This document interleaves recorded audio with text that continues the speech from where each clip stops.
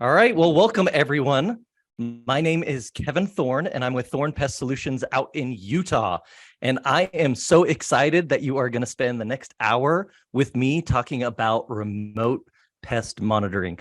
So we're going to talk all sorts of pest monitoring, but we're going to focus mostly on rodents and cockroaches today. And just to give you a little bit of background about us, we are primarily commercial. So we do about 70 to 80% of our work is in commercial pest management. But all of those of you who are doing residential pest management, I don't want you to tune out for the next hour. I know I'm going to be talking about using this at large complexes for the most part, but try to use, your brain and think about what we're talking about and see how this can fit into your programs, because I guarantee you this isn't just for commercial pest management. This is for residential as well, but you're going to have to get creative. And so, but mostly today I'm going to be talking about commercial. And so we've been working as a company, we've been doing remote monitoring for pests for about the last 5 years. So as soon as we could get our hands on pest monitors and electronic pest monitors, we were on it. So Dr. Corrigan and others were out in the industry talking about what it was like with these new monitors. And we really wanted to get our hands on it and see, how this impacted things, what was the science behind them, just learn how to use them. And so as soon as we can get our hands on them, we started putting them into practice. And that was 5 years ago. So we've learned a lot over the last 5 years. And that's really what I want to share with everyone today, is how this has dramatically impacted our business and what we've learned from our experiences. And because it really has changed our business. And it's all about this picture right here. This is our professional out in the field doing his best work. And that's who gets impacted every single day by remote monitoring. So this is our professional problem solving, observing, using the information that we have taught them in the classroom and out in the field. And we've spent all this time and energy training our professionals to be the best that they can be. And then when we get into real world situations like this, where we have 127 different rodent stations, it starts to change the story, where a lot of our time at a location like this is spent checking traps. One, checking traps sucks. It's not fun, but also there's a better use for our time. So to give you an example, for 127 devices like at this food facility, if it took us 2.5 minutes to walk to a rodent device, to open it up, to service it, to scan it, then to document what we found, and then to close that puppy up and head to the next one. If that took 2.5 minutes for 127, that's about 5.5 hours that we just spent checking traps just to figure out what's going on. We haven't touched the 40 fly lights that we have at this location. We haven't done any observation. We haven't done anything else to prevent pests, exclusion, inspection, anything else besides checking traps. That's a lot of time that could be better utilized. So this is what we spend, unfortunately, a lot of our time doing. It's a lot of effort. It's a lot of bending over. It's a lot of wear and tear on our professionals. And they are feeling like they're wasting their life away one station at a time as they're going through these huge, gigantic locations. It's tough. It's tough work. So we have this beautiful idea in our mind that our services should look something like this, where, we have time to do inspection about 40% of the time, and we're doing exclusion and 20% monitoring and prevention and documentation. But when we get out into reality, our services at large locations start ending up looking a lot like this, where forget exclusion, that's out the window. We get 10% to inspect and prevent and document and get out to the next account, because we spent the majority of our time monitoring and checking traps, which needs to be done. It's necessary, not trying to belittle the fact that we have to get through. And in the past, 10 years ago, that's all we had, right?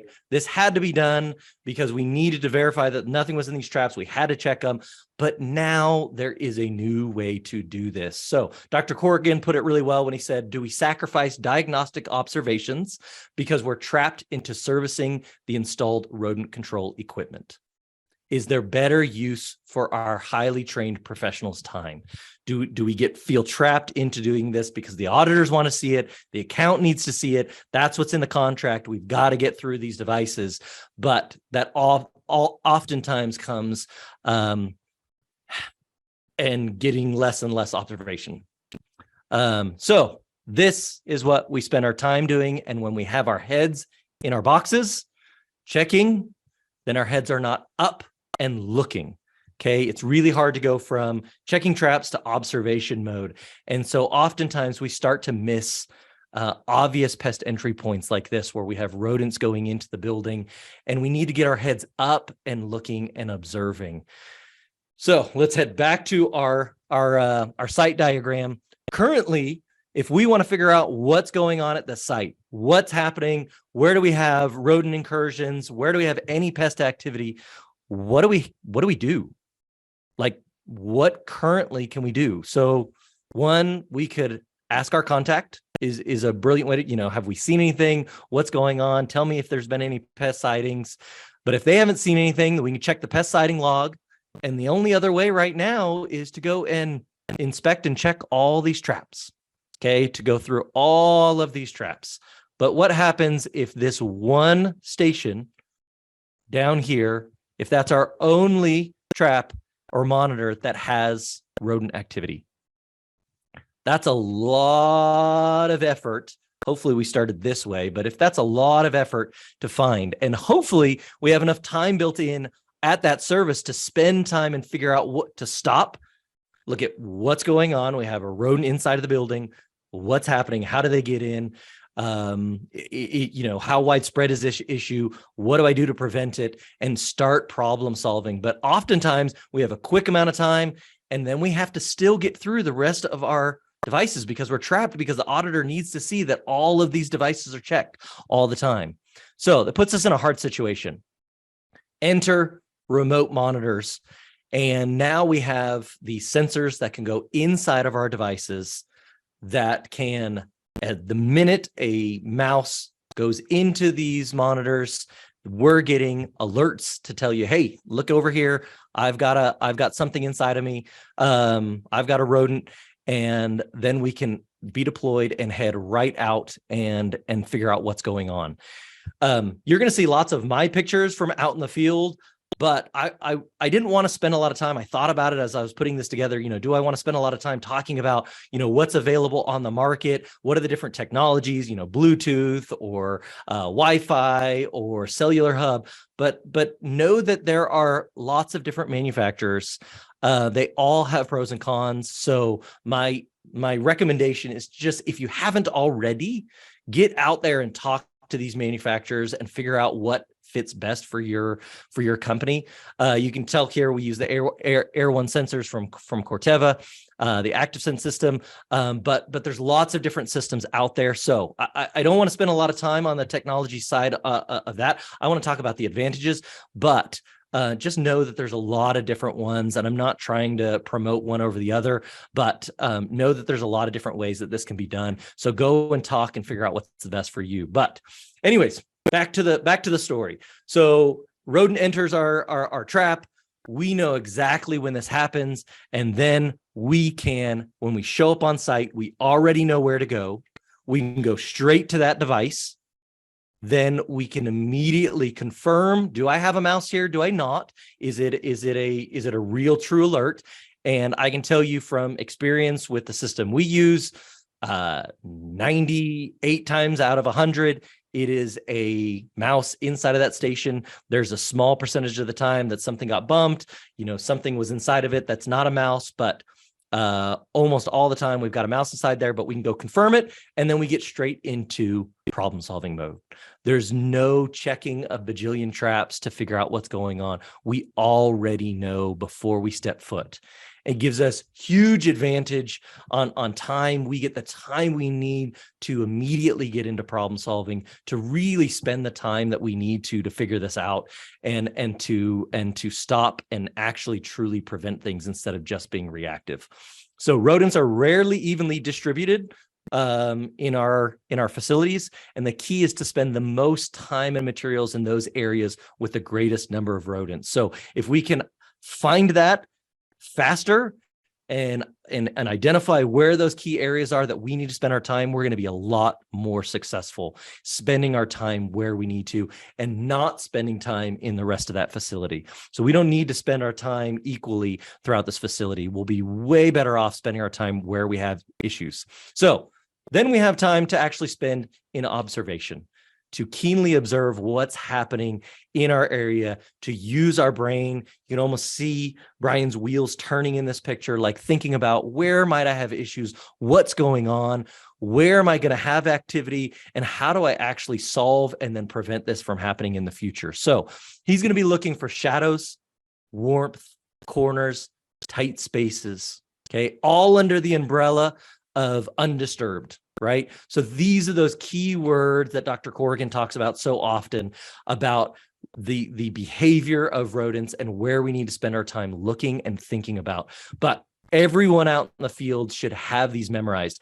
One of the unique things that I've seen when we've deployed these remote monitors that I didn't realize that was going to happen, and I think I've got some slides on this, so I'm jumping ahead a little bit, but this takes practice. And let me see if I have a slide on here. I'm going to get to that. So hold that thought. But we need to jump into how are they getting in? Okay. How are they getting in?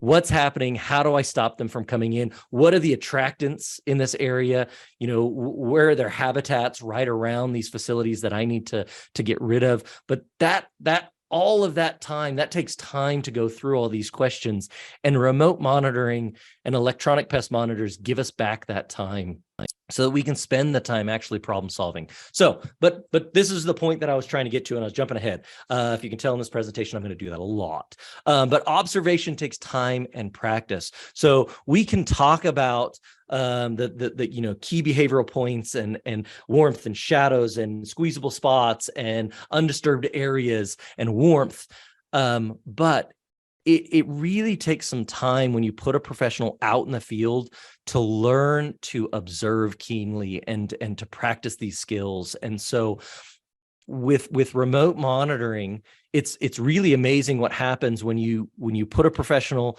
into one of these large facilities like the one I showed that has 127 rodent devices, and you give them like 4 or 5 hours to observe and prevent, where they don't have to be checking traps that whole time. They can spend hours in observation mode.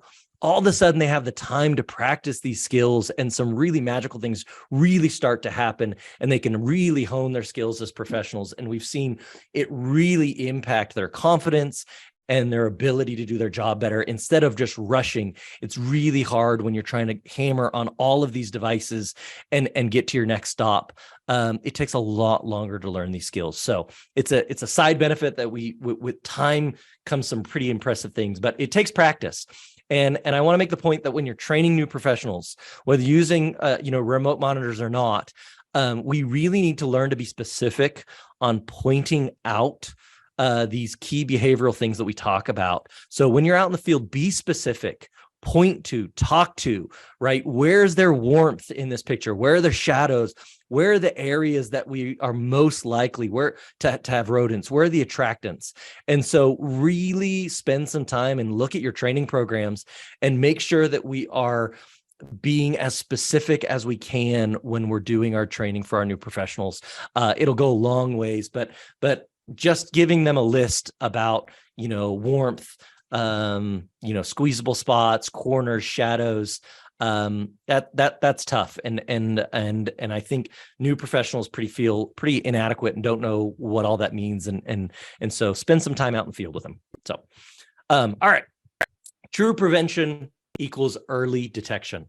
So much because that's the technology we had, but a lot of what we do as pest professionals over the past years, as much as we've been talking about being proactive and being observational biologists, it's been really hard to put into practice.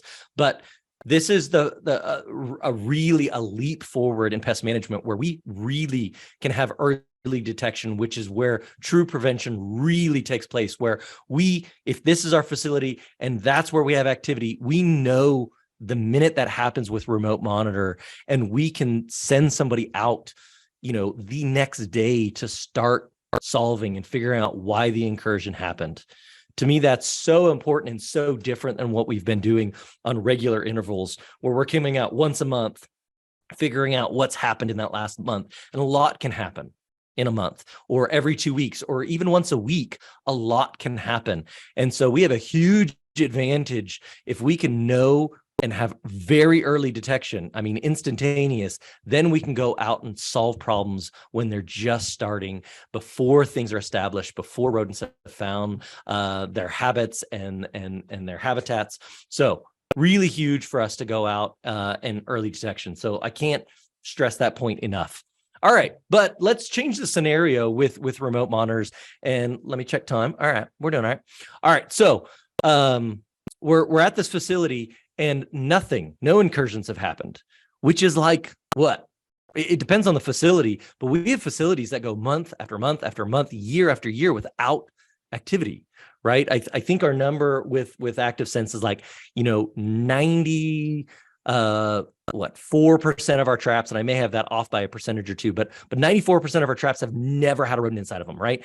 So 94% of our traps we're checking for no good reason when we do it manually, but with remote monitors, it's all being checked for us. So we show up at this facility, this is our weekly visit, and instead of checking traps, it's already done for me. Okay, so what else can we spend our time? We can reallocate our time to more important things. So time is better spent assessing for pests, rodents, and other pests. We now have time to go do that instead of just checking traps. So it opens up even more time when we don't have activity to go do other important things. Now, when I talk about assessment and inspection, more than superficial inspections, okay? So we still see a lot of this, and I'm not trying to badmouth anybody, but even in our own team, we see superficial inspections where, you're just going through the motions, and we need to go deeper than that. Okay. Where we need to get hands and knees and really get off of the walls and really pay attention to things and start looking. I like to say, if you go through and do an inspection and an assessment and you don't change your prevention methods and you don't find anything, you did it wrong. Okay. So start over again, figure it out, because your inspections and assessment should absolutely influence and change what needs to be done for prevention. You should find things. Okay. And I'm not talking about live activity, but you should change the way you do your service based off of your inspection. So the inspection and the assessment are going to drive all of your preventive method or preventive measures. Okay. So when we're doing inspections, we need to stay curious. We need to ask ourselves questions. We need to be scientists. We really need to stay on that curious side. So we need to observe our surroundings. So what does my vegetation look like? What is this vegetation going to cause? Where do I have entry points near this vegetation?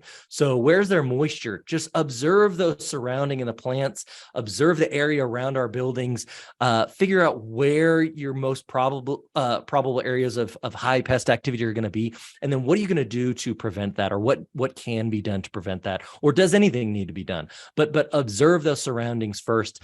Perfect example is our dumpster. Okay, huge attractant for flies and rodents. So in this picture, we've got a couple of things going on. So this is the back of a grocery store. We've got a lock on it. This looks like it's garbage actually from the grocery store. I'm sure some, employee came out, dumpster was locked. And so what do? They didn't go get the key. They just dumped it by the side. Nothing new. We see this every single day. But do we know how to talk to our clients about this? And can we spend the time talking about proper dumpster maintenance? We have a bait station here, but are we looking at, exclusion and other things? We know that this is a high attractive area. Can we put preventive measures in place. We need to watch that dumpster, watch those nearest doors, make sure those doors are all sealed up, make sure everything's buttoned up, but also be curious about dumpster management. So we should know what good dumpster management looks like. So is it closed? Is the area clean? Is the dumpster itself clean? Is it overflowing? Is it as far away from the building as we can get it to be? Are there bait stations nearby? All these questions we can ask. And again, with remote monitoring, we now have time to do some of this. Okay. This may feel like a dream sometimes if you have to rush to all of the different devices really quick. But with remote monitoring, it gives us the wonderful ability to spend some time doing these. We need to observe the structure. And I'm going to speed up just a little bit so we have time to get to everything. But we need to take a look at the structure, look for entry points. So utility lines are one of the big things that we're looking for. So take a look at all the utility lines and take a look at all the doors. Okay. Make sure the doors are in good repair, that we don't have a gap wide enough to let pests enter. I'm a huge fan of the Fry inspection tool. So every truck should have this. Every pest professional should have one of these. If you don't, slide rulers work great too. Okay. Just need to know 6 millimeters and 12 millimeters. Okay. For the mouse and the rat entry points, entry sizes. So, but Fry inspection tool is fantastic. Couldn't recommend it enough. It does more than just measure those entry points. We can measure gnaw marks. We can measure rodent dropping sizes. We can measure entry points. So pretty fun tool. If you haven't looked at it, you can reach out to Excluder and get your hands on a few of these. Okay. We can also spend our time focusing on finding the right spots for our devices. Okay. This should be done always. But the problem is, again, when we don't have time, this kind of falls on the, falls in hindsight, and we don't really get this done a lot. So we now have the time to do this. And is this in the best spot, or do we have a better spot? Well, in this picture, we even have a shadow during the day right here. Maybe this device will work better a couple of feet over. And so we should spend some time really fine tuning where we have all of our devices to make sure we have them in the best spot. Again, remember shadow, warmth, corners, tight spaces, always in undisturbed areas. So equipment is only as good as where you put it. So we want to make sure and evaluate, not just when we originally install this, but this should be reevaluated on a regular basis. And programs should not be static. Okay. We need to constantly be changing. And it's one thing I think the industry, we can do as an industry a lot better than we're currently doing. We really need dynamic programs that are constantly changing and moving and tweaking. And so that we're not getting into those, trap checking mentality. But we're also, changing it up and finding out where we have the best spots, and really paying attention to the behavior and biology of rodents. So, and I have a little bit of a pet peeve, and people are going to disagree with me on this, but I have a hard time that, with our pest programs in large facilities, we take these stickers and we plaster them on the wall for our placards, and we say, pest control devices right here. And then it never moves, right? The account can change from like company to company, and we all stick our devices in the exact same spot. It's like sticker on top of sticker. And we really, and I'm not saying we need to get away from placards necessary, but it makes it feel like our programs are not dynamic and movable. And so we really need to get away from static programs. And I would like to see our industry get away from, you could say, well, we take a look at it once a year or twice a year. We do QA audits, and we, can adjust programs there. I really think this needs to be done on at least a monthly basis with our professionals out in the field. I'm not saying they have to move things, but they should have the ability to constantly be kind of tweaking and changing these programs on a regular basis. And that's where the professionals are there, and they're the ones doing the observation, and they're the ones at the sites. They're the ones that really can make a difference in creating dynamic programs. And so they should have the power to do this. But anyways, we need to get away from static programs. We really want these dynamic programs. Okay. So what else can we be doing? We're going to be talking about storage practices. Okay. This is hard to do when you're running from station to station, but when you have the time, you can grab somebody. We are getting way more FaceTime with remote and electronic monitors than we have ever had with our clients. So I've heard that when I've talked to people about remote monitors, and they have the concern, well, if we do this, we're going to spend a few less hours on site, and we're just not going to get the FaceTime and our clients want to be there. It's been our experience that it's the exact opposite, that we're actually getting more time and face time with our clients because we can stop. We can see something, we can stop what we're doing, or we can make a note of it. And when we head to our contact, we can grab them and say, hey, do you have time to come and look at this? Let's talk about some solutions to this, and how do we fix this, and what's going on? And I understand that this is a working environment, but what can we do to get this resolved, and really open up some conversations on how to fix some of these issues that we see out in the field. And so we're actually getting a lot more face time with our clients utilizing this technology, even if it would have been an 8-hour appointment and we may only schedule 5 hours. So this is not the slide for this, but I do want to make the point that we have been able to lower the time spent on site slightly, but mostly what we've done is reallocate our time with remote monitors. So if it would have been a 6-hour appointment, maybe we're going to spend 4 hours because we're not doing nearly as much checking of the devices. But I'm not like chopping these down where we're not spending any time on site. We really want to spend a lot of our time doing assessment and observation. So I don't want to shortchange our clients. We've actually seen our inspection time, when we took a look at it, in almost every case it at least doubled, but in most cases it tripled our time that we were able to spend inspecting. So I know that's not what the slide was about, but we can also spend our time looking for rodent activity not inside of our stations. So we know that some of these rodents are not going to be going into our stations, and they're not going to be curious about our traps. And so we also need to spend time. If all we're doing is looking inside of the stations, we're probably going to have some false negatives where we actually do have rodent activity, but nothing's in our boxes. And so we can now spend some time actually observing and looking for droppings in urine and sebum,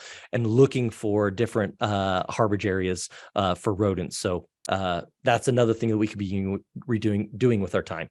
So, and we can be doing some exclusion. So looking for things that need to get excluded, and looking for those entry points and sealing those up as best we can to prevent future infestations.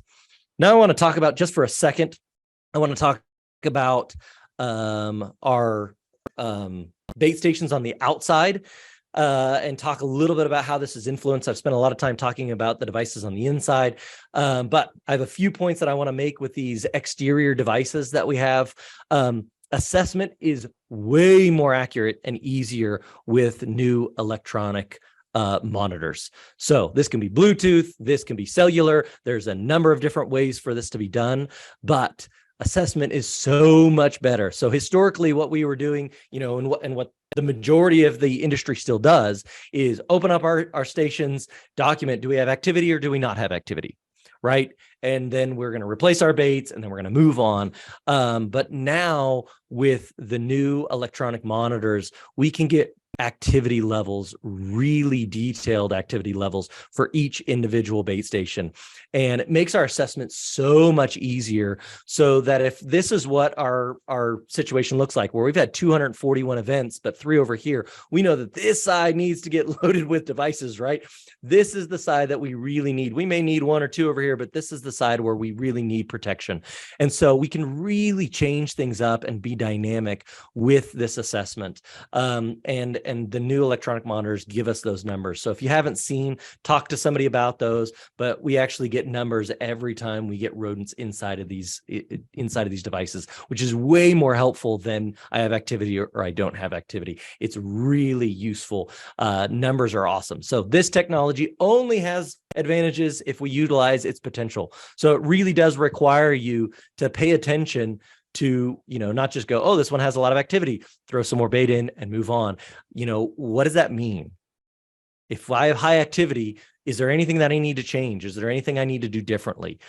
Do I need more stations in this area?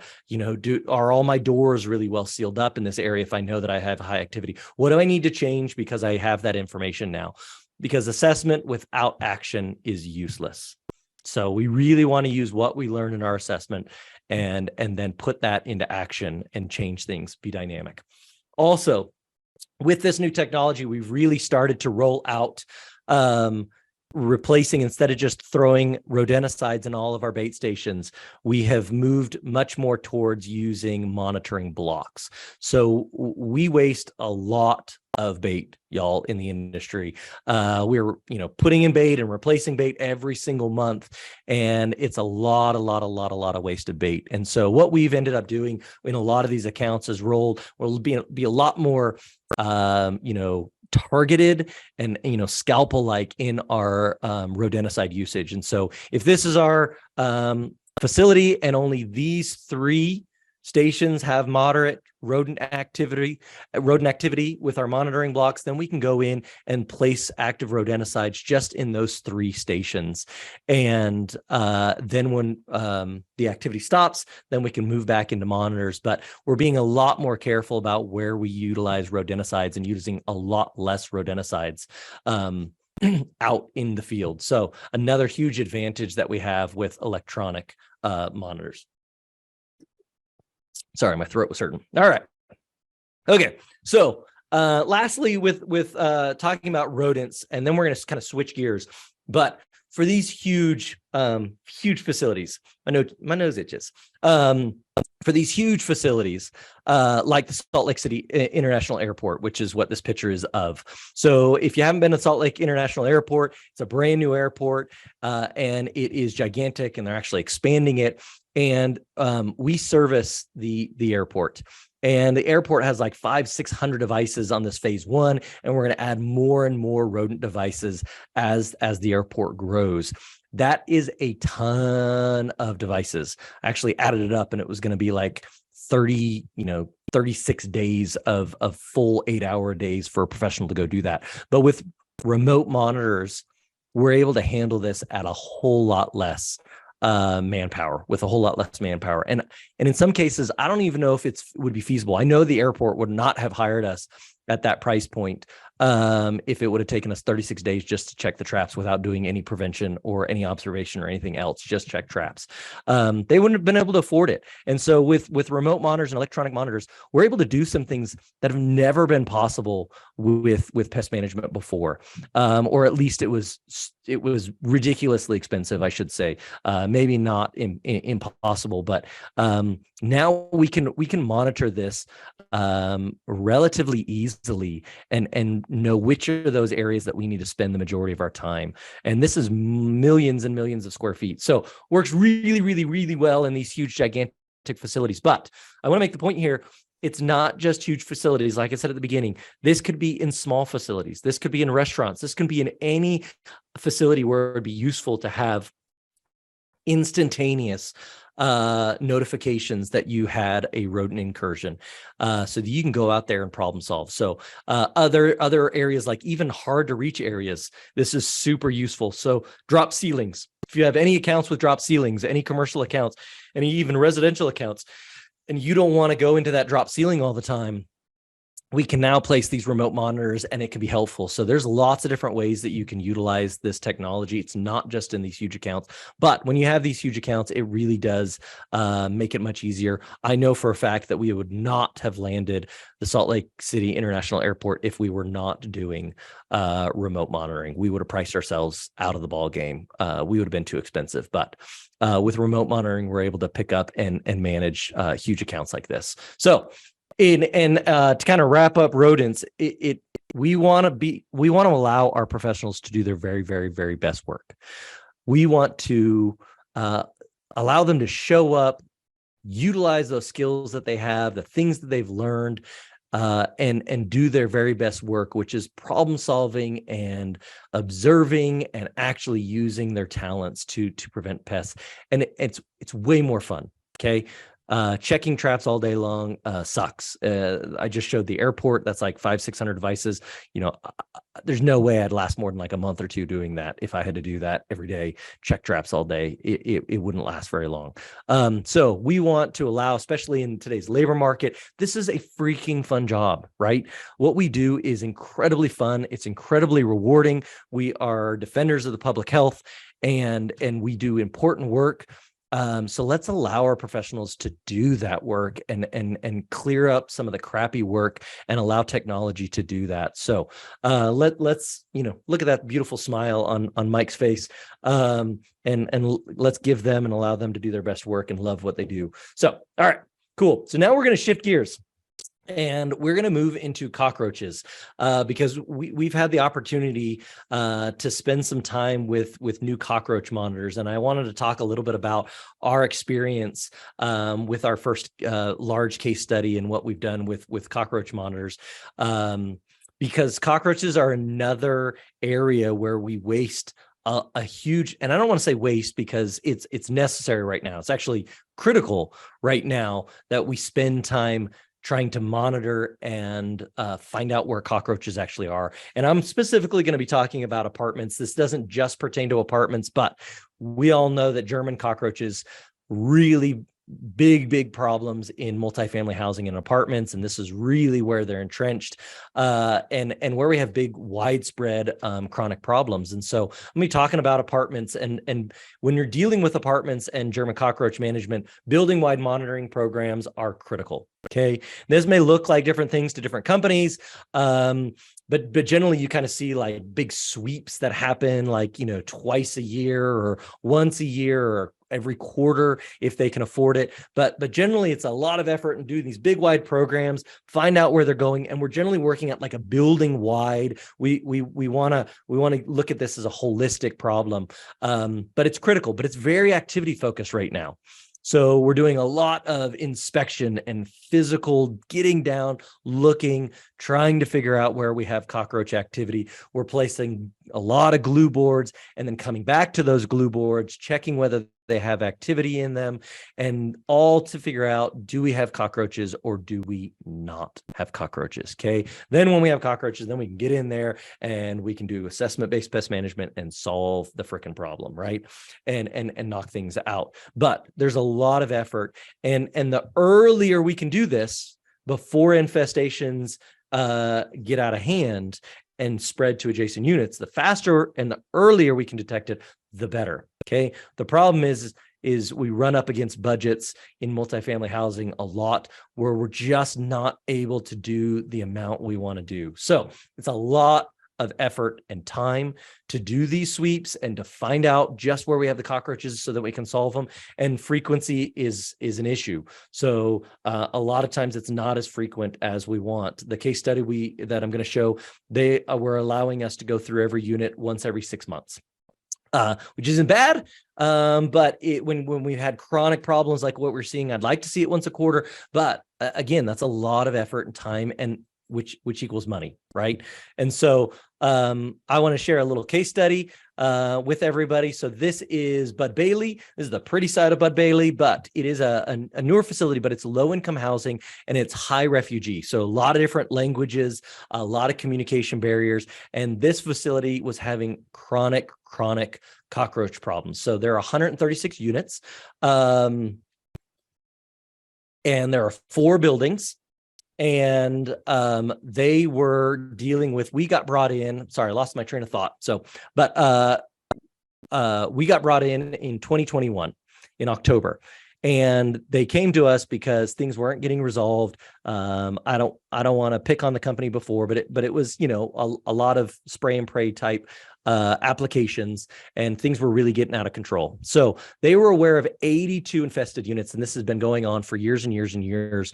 And when we showed up, they were in every orifice. We've all seen these, but it was in every hallway and in almost all the units. So they knew of 82. There are 136 total. So we said, well, we need to figure out. We went through and first went to confirm all those 82 and really started getting down and wanted to start eliminating those 82. But we had 54 units that we didn't know what was going on. So we said, let's get in and start doing inspection, these 54 units, and let's figure out what's happening. So we went in there, and it took us 15 minutes per unit on average. And that is for us to go in, do a quick inspection, for us to place monitors. And then we went back 2 weeks later to, I can't remember if it was 1 or 2 weeks later, and then pull those monitors and figure out which ones had activity and which ones didn't. And I think we put one next to the refrigerator, underneath the sink, behind the oven, and in the bathrooms. Okay. And so that in total for us to do a quick inspection, place glue boards, then pick up the glue boards, go back and pick up the glue boards, in total took 15 minutes per unit on average, which when you totaled that up for the 54 units, that took 13.5 hours to inspect all 54 units. So, and what we found was 29 out of 54 units had no cockroaches. So about 54% of those had no cockroaches. And the other, 46% had cockroaches, but 13.5 hours. So to put it in other terms, we actually totaled it up. It was about 24,000 steps. It was 108 refrigerators that we had to move because we had to do it twice, right? In the 54 units, 108 stove pans that we had to pull out and then put them back in. And we had to bend over and kneel. We estimated over 216 times, which is just a lot of effort and stress and burnout. And it's hard work on our professionals to figure out what's happening in those 54. So I want to give you an example. We do that all day, every day, right? In multifamily housing, but it's a lot of effort and it causes a lot of burnout when you're doing a lot of these, this type work. And that was all to figure out, not actually solve the cockroach issues. We just had to figure out where we had cockroach issues, and our time is better spent solving the actual problem. So if we can spend the vast majority of our time actually solving the problem, we're going to be so much better off. So all in all, Thorne found 110 units with live cockroaches. With live cockroaches, the approximate number of cockroaches found in the initial evaluation was 9,304 in those 110 units. And I think that was that number is probably really low because we're taking pretty wild swings when we've got those full glue boards, but somewhere in the tune of 9,000 to 10,000 cockroaches when we first went in. So then we went to work, right? We started doing assessment-based pest management, and we really dug in and we're putting out our glue boards, doing assessments, putting out our bait in the right places in the right amounts, utilizing IGRs, and really knocking down numbers for the next year. And 1 year later, we were able to get our hands on this housing for our Air One sensors. And so if anybody hadn't seen this, I've got one on my desk, but this is housing where the cockroaches go inside and the sensor sits inside looking down. And we put cat food or dog food, little kibbles in there, which cockroaches absolutely adore. And then when the cockroaches come in, if it's a third instar or up, then we get an instantaneous alert in real time that we have cockroach activity. And so we were pretty excited. We had played around with this. We got our hands on a couple of them a couple years ago, but we got our hands on 156 of these, or close to about 160 housings for the sensor. And so what we're able to do is we were able to deploy these sensors in every single unit at this location. Now, we've been working for a year. Why did we choose this location? One, it had chronic problems. We knew it had cockroach issues. But the biggest reason we chose this location is because we really, their manager and their head of maintenance were awesome to work with. They were easy to work with, and that's not always the case. We have other clients that were, but this was just one that, man, they were just on top of it and easy and get us in, and they were gung-ho about this. And so we thought this would be a really good candidate. And so we installed sensors in every single unit on September 7th and 8th, 2022. So just a couple of months ago. And we were aware at this time, at the beginning, we started with 110. When we installed ActiveSense, we were aware of 16 units with cockroaches. The average number of cockroaches on the glue boards in between each visit was 6.8. The percent reduction since the very beginning, when we started a year prior, was 99%. Okay, so we had seen huge reductions. When we were installing ActiveSense those days, I didn't see any cockroaches in the hallway anymore. It was a whole different environment. Everybody was super happy. It was way different, but we went ahead and installed, and we wanted to learn all sorts of things and really see what this meant to roll out on a large scale. So we put in our ActiveSense. So this is the team putting together all the stations beforehand. That's what it looked like on our table. So we put all these together. We show up on site. First thing we did was plug in our hubs. So they use cellular hubs. So it took 3 hubs to get to all 4 buildings. We only needed 3 hubs for all the sensors, and had really good coverage. We placed 1 sensor in each apartment. And so here's the team and 1 salesperson going around.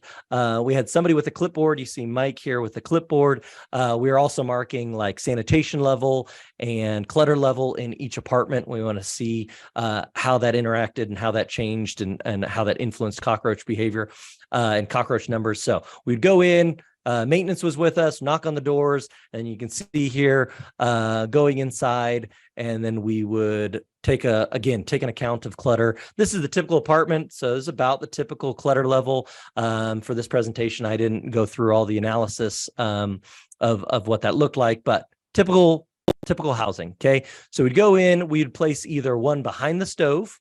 So here's Mike placing 1 behind the stove, and that's where it would sit. And they were not always this clean, so I wanted to show representation. This is like an empty unit, I believe, but most of them, looked fun, nasty fun. This is your typical environment that we're putting them in. You can see plenty of cockroach feces hanging out on the electronics. But then we placed 1. We placed either 1 underneath the oven, 1 underneath the sink, and what we did was put it up in that front corner up top. So that's where it would sit right there, which is a high activity area. People wouldn't know that it was there, wouldn't disturb it, wouldn't walk away, which was interesting because one of my biggest worries when we started this was I was worried that these were all going to walk away, right? We're going to be missing all these. It's now been 3 or 4 months, and all of them are still online. We haven't lost any of them. Okay. So that was good news. Or we placed 1 beside the refrigerator. So those are the 3 areas to see which ones we want to see. Does one have better? Most of the research that Chung-Lu Wang and others have done, the refrigerators have the most activity levels. So we want to see, how many of these do we really need in an apartment, and what's going to give us the best results. So after 1 week of installing these in all those locations, the number of units with detected cockroaches was 29. We were not aware of 17 of those units.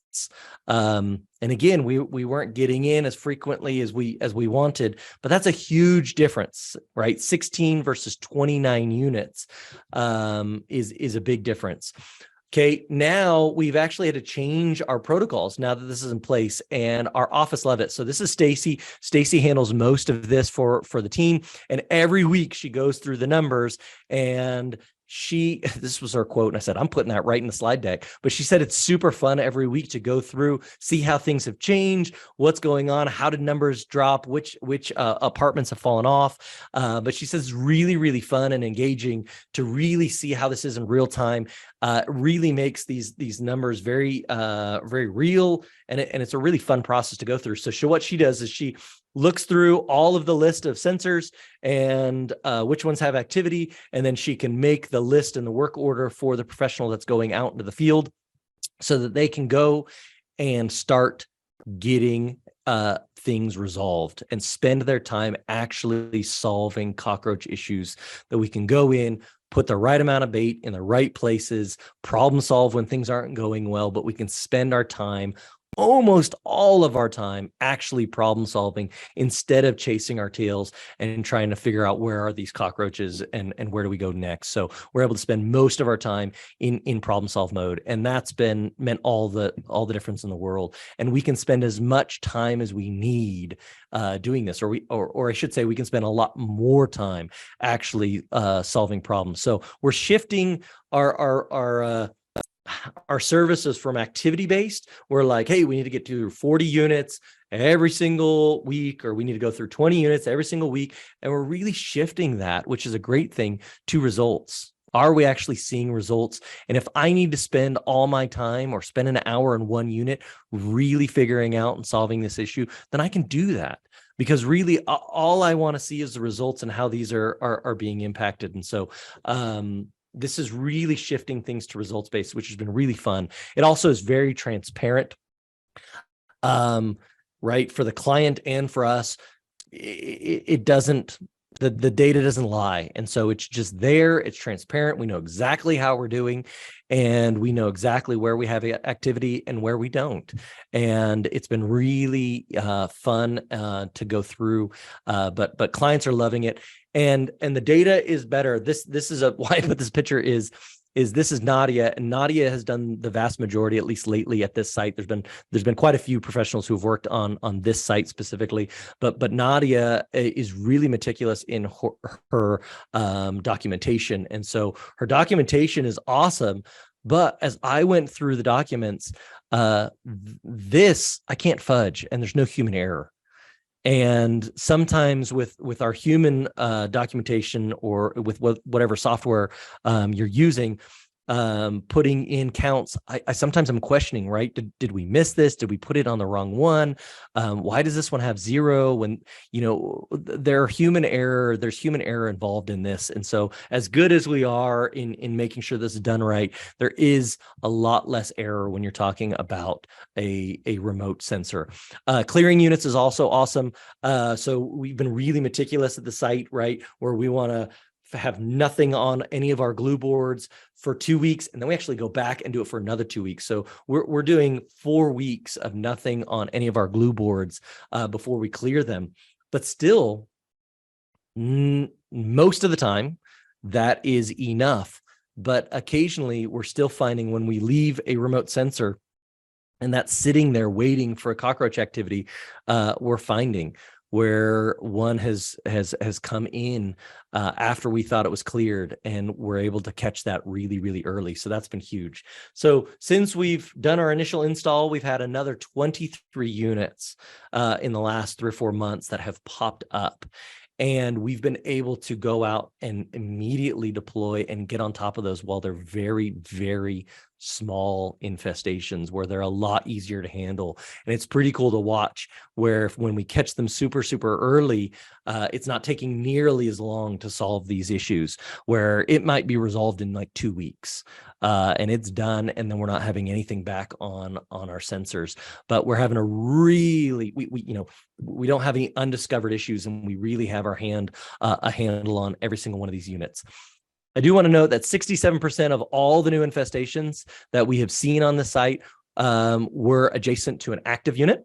So no surprise there. We need to really pay attention when we're doing cockroaches to these adjacent units. We know where they're moving from unit to unit, but it's not all of them, right? So 30-something%, right? 33% are not adjacent to any active infestation, and we can watch that really carefully with the remote monitors. It's pretty interesting to watch. This might be controversial, but this is what we're finding. Glue boards did not detect activity 48% of the time. Now I want to give the caveat that this is very, very, very low level activity, and we are going in there when we have our first alert, and we're checking all those glue boards, and we may resolve it super, super fast. But if we were just to rely on glue boards in these really low level, 48% of the time, the glue boards aren't capturing anything. And again, we've got glue boards next to fridge, underneath the sink, behind the oven, and in the bathrooms. So all I really want to say is these things are super accurate. We've been super happy. Dare I say, more accurate than our glue boards have been. And again, there's nothing impeding them. That the dog food and cat food's really enticing to them. So it works really, really well. So what location has caught the most? So I knew that might be a question that comes up. Because we did one in each, I don't know if I have the best data, but we did in any of the 16 units that we knew had cockroaches, we went ahead and put 3 sensors. We put in all 3 locations, next to the fridge, underneath the sink, and behind the oven. We put 3 in each one of those, and we have had 3 times more activity in up underneath the sink than we had beside the fridge or behind the oven. I do want to state, though, all of them are working very, very well. So they're working great.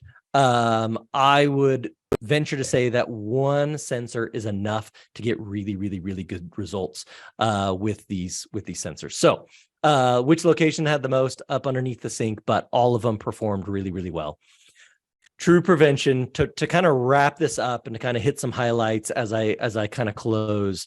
Well, I have one more point to make with cockroaches and then we'll wrap up. But true prevention is early detection, especially with cockroaches. But the same thing, we had the same exact slide for rodents. But the earlier we can detect these new cockroach infestations, the better. And this is really where we start getting into preventive instead of reactive pest control. And this is really where pest control is. It's not even where the future is. I want to stop saying that this is the future of pest management. This is the present. This is what is happening. So back to our facility or our apartment complex, we now are monitoring every single one of these units all the time, all day, every day. And the moment a cockroach pops up, we know about it and we can send somebody out there to go get it resolved before things start to move and spread. And this has really been enlightening at this location. It has absolutely changed this location. It's changed the way we are starting to work. We've learned things and we've changed our protocols when we're not using remote monitors. But as soon as we can, we are going to be deploying this into all of the apartments that we possibly can. Any apartment complex that has cockroaches, at least has had a history of cockroach issues, this could be a huge, huge, huge game changer. And it had been so fun to do. So early detection plus keen observation is really what makes proactive pest management. And this really makes all the difference in pest management. This is where we need to be, is early detection and keen observation. That is proactive pest management. So we talked about inside of our multi-catch traps. We talked about inside of bait stations. We talked about cockroach monitors, but there's also other monitors out on the market that I just wanted to briefly just touch on. That this is Insects Limited, the Site Trap, but there are other companies making these devices. There are new ones coming out for flies in the Insect Light Trap. So this is where pest management is. And we really need to get away from activities that don't provide us as much results. Let's stop wasting our time. Let's utilize our professionals to the best of their ability. Let's allow them to do their best work. Let's allow them to prevent pests and be keen observers and really give them a better life. But we should take a look at all of these devices. So my encouragement to everybody who listened to this, thank you. But also get out there, talk to manufacturers. If you have a couple of them lying around the office and you haven't really utilized them, now is the time to utilize them. Okay, there are so many advantages to remote monitoring and electronic monitoring that there's no reason that you shouldn't be utilizing this technology. And everyone is going to be doing adopting. We need to adopt this technology so we continue to have more and more hit the marketplace, because this is going to absolutely shape the future of pest management. And it is happening right now. So get involved. Please, if you have any questions, happy to talk about our experiences, what we've learned to a deeper level. But hopefully you picked up something in this talk, and it was so fun to spend the time. I love the topic. I think it's a very important topic. So hopefully you picked something up. If you need anything from me, please feel free to reach out. Look forward to answering any questions you guys might have. Thanks so much.